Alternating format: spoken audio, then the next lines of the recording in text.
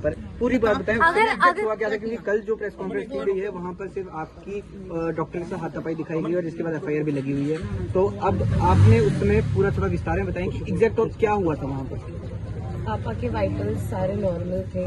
जब पीजीआई से लाया गया था, जब पीजीआई से लाए थे तब उनके वाइटल्स नॉर्मल थे, BP was good, pulse rate was good, everything was okay. At least उनकी सैचुरेशन भी ओके थी।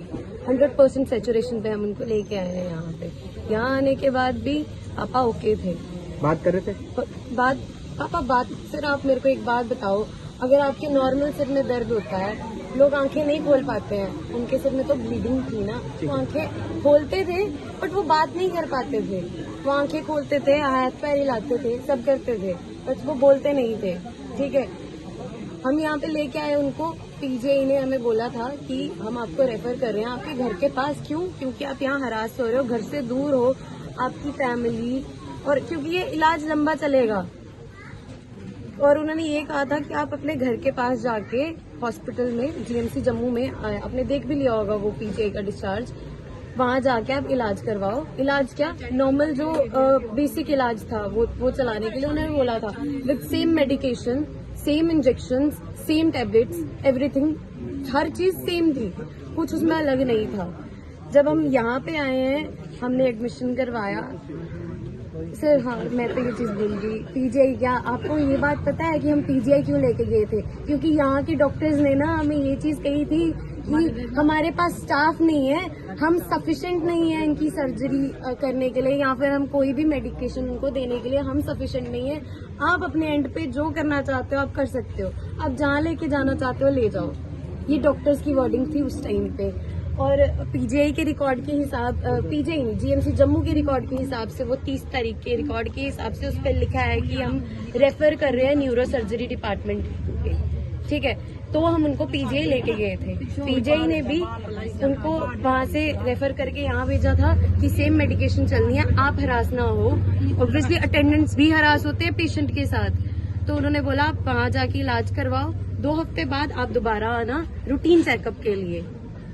और हम यही सोच के बैठे थे कि हम जीएमसी जम्मू जाएंगे, डॉक्टर्स अच्छे हैं और वो हमें हमारे पापा को रिकवर करने में हेल्प करेंगे, बट ऐसा नहीं हुआ सर। उस दिन क्या हुआ, रात को भी वो नॉर्मल, रात को क्या, एटलीस्ट उस दिन सुबह तक भी, कल सुबह तक नॉर्मल थे।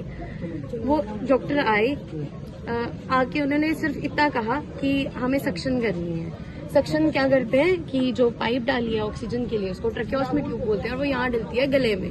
ठीक है, तो हम उसको साफ करेंगे, और साफ करने के बाद क्या करते हैं, उससे ना एयर पाथ खुल जाता है जिससे ऑक्सीजन अच्छे से अंदर जा सकती है। तो उसने कहा कि हम सक्शन करेंगे, तो वो सक्शन करते करते उससे बहुत गंदे तरीके से पुल किया मेरे पापा को, और उनका हेड, मैं वहीं थी सर, उनका हेड ना ऐसे था, मतलब बेड से नीचे लटक रहा है। आप मेरे को बताओ कि जिस पेशेंट के सिर में ब्लीड किया हुआ है उसको ऐसे ट्रीट करेंगे? फिर बस यही करते करते उस लेडी ने वो ट्रैकियोस्मी ट्यूब बाहर निकाल दी और दूसरी डालने लगी। 7.5 mm की ट्रैकियोस्मी ट्यूब जो थी उनको डली थी, और जो उस टाइम पे डॉक्टर इंसर्ट कर रही थी वो सिर्फ 7 mm की थी। जनरली भी अगर हम कभी भी एक पाइप, मतलब पानी की पाइप भी अगर कभी जोड़ रहे होंगे, आप एक बड़ी पाइप की जगह छोटी पाइप कैसे जोड़ोगे? वो आप गैप मेंटेन कर सकते हो? नहीं कर सकते। तो वो उनकी सांसें हैं ना, आप उनके साथ कैसे खेल सकते हो? और ये सब आप कर रहे हो मेरी नजरों के सामने। वहाँ सीनियर डॉक्टर नहीं थे। हाँ, वो कह रहे हैं कि वो डॉक्टर है, वो MBBS डॉक्टर है, she was not capable of doing a surgery. सबको पता है कि एक सर्जरी करने के लिए एक सर्जन की जरूरत होती है, और सर्जन MD होता है, एक्सपीरियंस्ड होता है, और MD होता है, MD/MS होता है। ठीक है, फिर उसके बाद वहाँ कोई एनेस्थेटिक नहीं था, उन्होंने ऐसी पाइप निकाल दी, फिर वो पाइप इंसर्ट करे, उनसे हो नहीं रही, और वो देख रहे हैं ऑक्सीजन निकाल दी है। मैं उनको कह रही हूँ, मैडम आप ये क्या कर रहे हो, आप ये क्या कर रहे हो, हम डॉक्टर से आप इंटरफेयर मत करो, आप हमारे सामने करो। यहाँ तक कि उन्होंने ना कैबिन के पास, डॉक्टर जो है वो स्ट्राइक पर चले गए हैं, क्या कुछ कहेंगे और आज क्या मांग आपकी तरफ से की जा रही है? हमें इंसाफ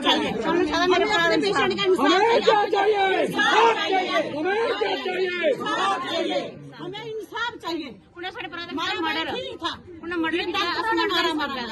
देखिए कल जब मेरे को डॉक्टर पता क्या बोलता, बताना जो कौन था वो क्या था वो सीएमओ जो प्रिंसिपल मेरे को बोलता है आप ये बोलो कि डॉक्टरों का कसूर नहीं है।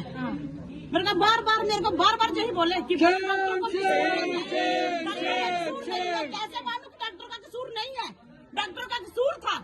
मेरे को बार बार बोलता है मैडम डॉक्टरों का कसूर है, आप बोल दो डॉक्टर का कसूर नहीं है। डॉक्टर का कसूर नहीं है। डॉक्टर हमारी है, पुलिस हमारी है, हमारी है। मेरे को उन्होंने धमकी दी, डॉक्टर हमारे है, पुलिस हमारी है, हमारी। आप क्यों नहीं बोलते? आप बोलो।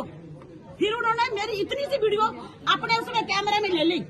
जो मैंने बोला कि हाँ की बच्ची ने मारा होगा गुस्से से, जो मैंने जे बोला उन्होंने और क्यों नहीं ली मेरी? नहीं माया बच्ची मारे गुस्से और क्यों नहीं ली उन्होंने? बच्चे दर्द 2-3 दिन रो 4 दिन रो बच्चे दर्द, ठीक है ना? साड़ा दर्द ਉਹ ਕੌਣ ਦਿਖਾਗਾ? ਜਿਹੜਾ ਸਾਡਾ ਬੰਦਾ ਹੀ ਚਲੀ ਗਿਆ, ਸਾਡਾ ਭਰਾ ਚਲੀ ਗਿਆ, ਬੱਚੇ ਦਾ ਪਿਓ ਚਲੀ ਗਿਆ, ਉਹਨੇ ਕੌਣ ਦਿਖਣਾ? प्याने दादा तैयार हुआ है, प्याने का परा चाहिए, उसका डॉक्टर नहीं चाहिए, प्रिंसिपल क्या है? उसका वो चाहिए और डॉक्टर नहीं चाहिए मेरे को। प्रिंसिपल कह रहे हैं कि पीजीआई से इनको यहाँ पे कोई नहीं पर्चा दिखाया पीजीआई सा, कोई कुछ नहीं है। देखिए पीजीआई की प्रिंसिपल साहब ने जो प्रेस कॉन्फ्रेंस कल की है, तो उस प्रेस कॉन्फ्रेंस में बता दूं, उन्होंने कहा कि पीजीआई से तभी इनको भेजा गया था कि पीजीआई वालों ने जवाब दे दिया। तो अगर जवाब दे दिया है तो जनाब ये जो पीजीआई का सर्टिफिकेट है, ये देखें आप मीडिया से देखें यहाँ कैमरा पे, इस पे साफ लिख रखा डिपार्टमेंट ऑफ न्यूरोलॉजी चंडीगढ़, ठीक है? पूरी डिटेल देखें। उसके बाद पहला पॉइंट एडवाइस क्या किया डिस्चार्ज पे लिख रखा उन्होंने, follow up the neuro surgery OPD room number 3112 3rd floor new OPD building on Tuesday Thursday Saturday after 2 week के 2 वीक के बाद आप दोबारा चेक कराए हुए पीजीआई में आके। अगर वो कहते हैं ये गॉन केस है, सिक केस है, ये बचेगा नहीं, तो वो नहीं लिखते कि आप 2 हफ्ते के बाद हमें चेक भी कराते रहो रूटीन में आके। तो जब यहाँ पे नीचे लिखा उन्होंने कि मेडिकल कॉलेज के पास जाओ, आप वहाँ पे 5-7 दिन ट्रीटमेंट लो, उसके बाद घर में सेटअप कर लो अपना, ताकि आपका केस लंबा चलना है। यहाँ तक बात सही है, लेकिन पेशेंट गॉन केस है, ये बचने वाला नहीं है। मैं समझता हूँ ये डॉक्टर भगवान का रूप है, लेकिन भगवान नहीं है। ये नहीं कह सकते ये मर जाएगा, ये नहीं बच पाएगा। हमने कई केस देखे हैं जब डॉक्टर ने घोषित भी कर दिया, लेकिन फिर भी ऊपर वाले उनकी जिंदगी रखी तो लंबी गई, वो कुछ नहीं उसमें हुआ। तो बाकी ये प्रिंसिपल का जो सिस्टम था, हम इसको डिनाई करते हैं कि पेशेंट ने बचना ही नहीं था। अगर बच जाता पेशेंट, अगर 20-25 मिनट उसको ऑक्सीजन की छाटे रही तो उस वजह से मरा है, वो नेग्लिजेंस है डॉक्टर की, तभी ये हमारा प्रोटेस्ट है। और प्रोटेस्ट भी नहीं है, देखें आज वहाँ पे उन्होंने कहा पेन डाउन स्ट्राइक कर रखी है डॉक्टर ने, जूनियर डॉक्टर ने कर रखी है, वो काम नहीं कर रहे। कितने और मरीजदार वहाँ पे जा रहे होंगे, उनका इलाज नहीं हो पा रहा होगा, वो बाहर नहीं जा पाएंगे, नहीं ट्रीटमेंट करा पाएंगे, कितने लोग और मर जाएंगे इस चक्कर में आके।